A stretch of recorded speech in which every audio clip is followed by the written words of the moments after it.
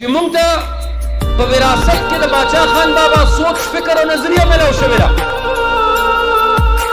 هغه سوچ فکر او نظریه د 100 کاله وړاندې هم او 100 کاله پس هم د دې خطې د ترقۍ د ودانۍ او د امن کنجي چې کومه ده هغه د باچا خان بابا په سوچ او فکر او په نظریه ده. او بیا زمونږ ډېره لویه خوشقسمتي دا ده چې دې پارټۍ له خدای ستاسو په شانتې کارکنان عهدهدار ملګري او مشران ورکړي دي. کني کم کوششونه ونه شو،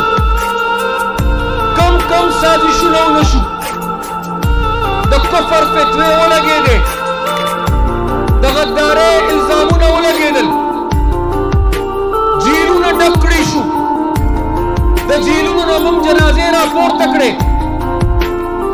په میدانونو موږ خپله وینه توی کړه، د ظلم خلاف موږ جهاد وکړ، خودکش حملې او بمونه او ګولۍ موږ برداشت کړل، د پیریانو سازشونه موږ برداشت کړل، د الیکشن غلا موږ برداشت کړه، خو د هغې باوجود الحمدلله 100 کاله وړاندې دا تحریک موجود و او 100 کاله پس هم دا تحریک ژوندی دی او په میدان موجود دی.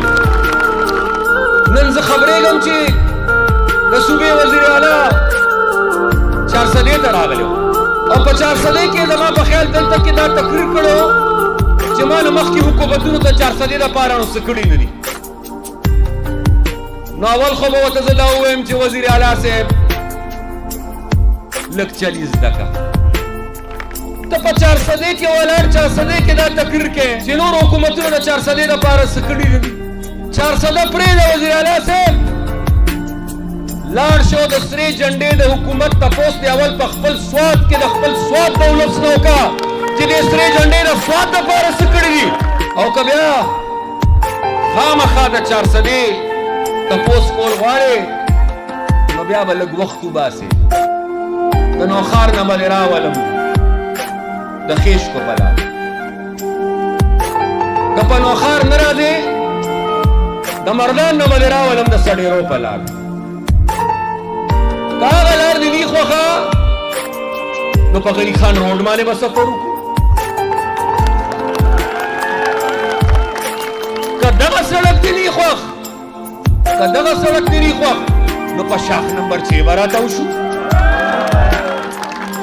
که په دغه دې سمې نه راځي نو راځه له خیره داسې ده مونډه هیډ ورکس نه به شروع کړو پرې تنګي باندې به روان شو.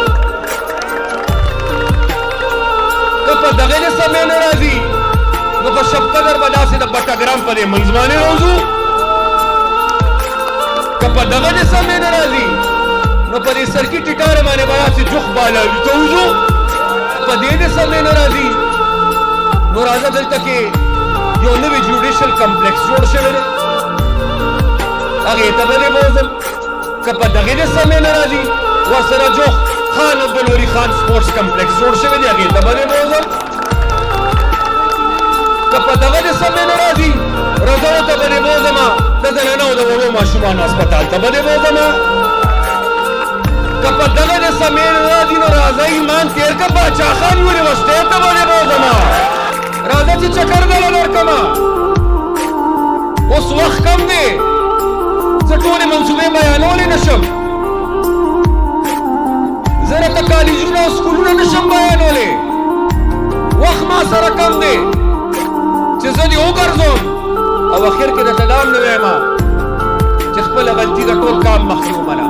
بیا چې پوه شې په خبره عقل دې ځای له راشي بیا به پاک کغالي کې غلې غوندې ما سره کښېنې ولی باغ ته به د پښتنو مشر له بوځم او اسفندیار خان ته وایي چې اسفندیار خان زه معافي غواړم زه پوه شوي یم.